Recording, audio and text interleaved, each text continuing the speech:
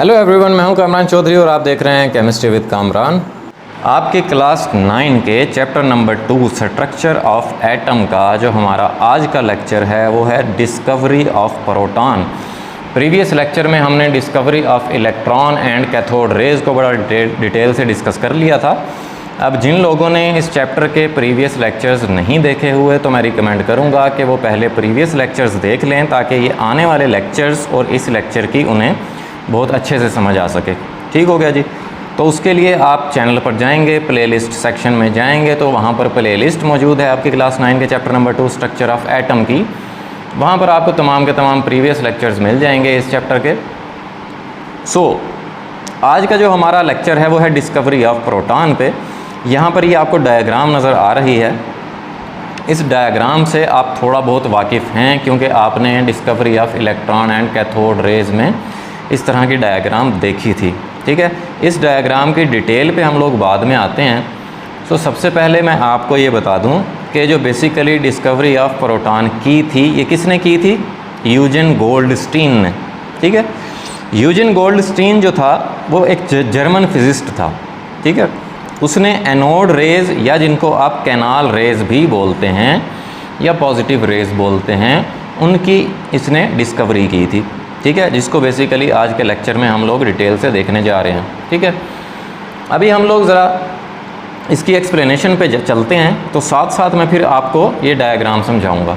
ठीक है, अब इसकी एक्सप्लेनेशन पे आ जाते हैं हम। इन 1886 में Goldstein observed that in addition to cathode rays other rays were also present in the discharge tube. अब 1886 में गोल्डस्टीन ने ये ऑब्ज़र्व किया कि जो कैथोड रे ट्यूब होती है उसमें कैथोड रेज के अलावा भी रेज होती हैं जो कि डिस्चार्ज ट्यूब या कैथोड रे ट्यूब में मौजूद होती हैं। ठीक है, these rays were travelling in opposite direction to cathode raise.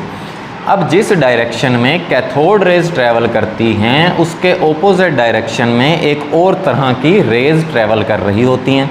ठीक है, कैथोड रेज जैसे नाम से रिप्रेजेंट हो रहा है, प्रीवियस लेक्चर में मैंने आपको डिटेल से बता दिया था कि बेसिकली कैथोड से निकलने वाली जो रेज होती हैं उनको हम कैथोड रेज बोलते हैं। और कैथोड ऐसा सब्सटेंस होता है या ऐसा कंडक्टर होता है या ऐसा इलेक्ट्रोड होता है जो बैटरी के नेगेटिव टर्मिनल के साथ अटैच होता है। ठीक है, वहाँ से नेगेटिवली चार्ज्ड पार्टिकल्स निकल रहे होते हैं जिनको आप इलेक्ट्रॉन्स बोलते हैं या कैथोड रेज बोलते हैं। ठीक है, और वो एनोड की तरफ ट्रैवल कर रही होती हैं।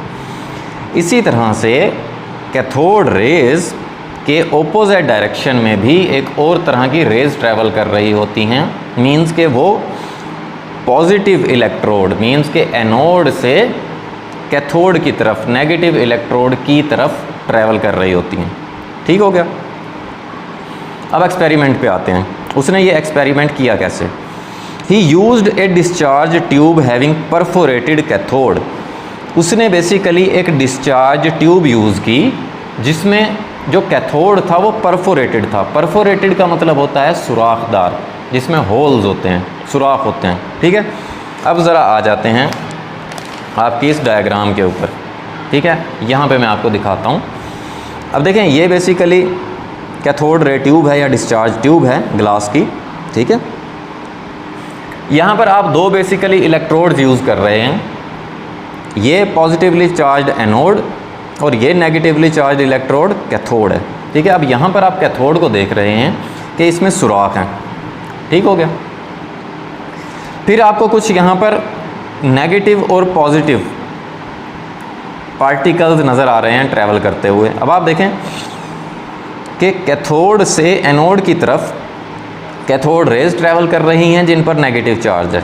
ठीक है, और इनके ओपोजिट डायरेक्शन में ये रेज ट्रैवल कर रही हैं एनोड से कैथोड की तरफ जिन पर पॉजिटिव चार्ज है। ठीक है, बहरहाल अभी तक हमने ये पॉइंट देखा कि गोल्डस्टीन ने क्या किया कि डिस्चार्ज ट्यूब में एक कैथोड यूज़ किया जो कि परफोरेटेड कैथोड था, सुराखदार कैथोड था। ठीक है, फिर आगे क्या है? वो कह रहा है he found that these raise passed through holes present in the cathode and produced a glow on the walls of the discharge tube. अब देखें, उसने ये कहा कि कैथोड रेज की ऑपोजिट डायरेक्शन में भी रेज ट्रैवल कर रही हैं, ये आपको नज़र आ रही हैं, ठीक है। वो कह रहा है ये इस कैथोड के सुराखों में से, कैथोड के होल्स से गुजरकर जब इस डिस्चार्ज ट्यूब की वाल के साथ टकराती हैं तो ये चमक पैदा करती हैं, ग्लो प्रोड्यूस करती हैं, ठीक है। He called these rays as canal rays, उसने इन रेज को कैनाल रेज का नाम दिया, ठीक है। अब यहीं से एक क्वेश्चन आता है जो कि बड़ा ही इंपॉर्टेंट क्वेश्चन है कि why are anode rays, means के एनोड से निकलने वाली रेज को called canal rays, canal rays हम क्यों बोलते हैं, ठीक है। ये बड़ा ही इंपॉर्टेंट क्वेश्चन आता है। तो उसका आंसर क्या है? उसका आंसर कुछ आप इस तरह से करेंगे कि in discharge tube experiment some rays travel in a direction opposite to that of the cathode rays. Cathode ray tube में या डिस्चार्ज ट्यूब में कुछ रेज ट्रैवल करती हैं बिल्कुल ओपोजिट कैथोड रेज के, ठीक है। These are called canal rays, जिनको हम कैनाल रेज बोलते हैं, because they pass through the holes और कैनाल्स इन द कैथोड। क्यों हम इनको कैनाल रेज बोलते हैं? क्योंकि ये कैथोड के होल्स में से या कैथोड की कैनाल्स में से पास हो रही होती हैं, गुजर रही होती हैं, ठीक है। अब जैसे देखें, जनरली जो कैनाल्स होती हैं, नहरें होती हैं, ठीक है, वो जिस शेप की होती है ना, पानी बिल्कुल उसी शेप में फ्लो कर रहा होता है, ठीक है। मीन्स कि जहाँ जहाँ पर भी बेसिकली आपने नहर खोदी हुई होती है ना, ठीक है, पानी वहीं को ट्रैवल करेगा, जहाँ उसे पानी को रास्ता मिलेगा वो वहीं से ट्रैवल करेगा, ठीक है। इसी तरह से अब इन एनोड रेज पर या पॉजिटिवली चार्ज रेज को अब इस कैथोड के सुराखों में से बेसिकली रास्ता मिल रहा है ट्रैवल करने का, ठीक है। तो ये इसके होल्स से ही पास हो रही हैं, इसके होल्स से ही गुजर रही हैं, तो इस वजह से हम इनको क्या बोलते हैं? कैनाल रेज बोलते हैं। सो ये तो था एक्सपेरिमेंट डिस्कवरी ऑफ प्रोटॉन का। होपफुली आपको बड़े अच्छे से क्लियर हो गया होगा। नेक्स्ट लेक्चर में हम लोग प्रॉपर्टीज़ ऑफ कैनाल रेज वो उसको डिस्कस करेंगे। अभी तक इस लेक्चर में अगर कोई आपको कन्फ्यूजन है, कोई भी प्रॉब्लम है, देन आप कमेंट सेक्शन में मुझसे पूछ सकते हैं। अगर आपको वीडियो पसंद आई है देन चैनल को सब्सक्राइब ज़रूर कीजिएगा, वीडियो को लाइक किया करें, शेयर किया करें। Thank you very much.